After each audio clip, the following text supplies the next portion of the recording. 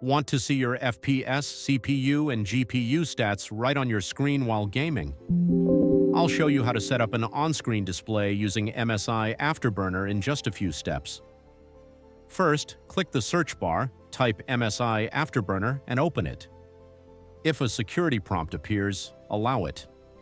Click the gear icon on the left to open Settings. Go to the Monitoring tab. Here you'll see a list of hardware stats like CPU temperature, CPU usage, GPU temperature, and more. Scroll through and select what you want to display. For example, click Frame Rate, then check Show in On-Screen Display. Choose Text or Graph. I prefer text. Click Apply, then repeat for other stats like GPU temperature or CPU usage. Next, go to the On-Screen Display tab to adjust how it looks.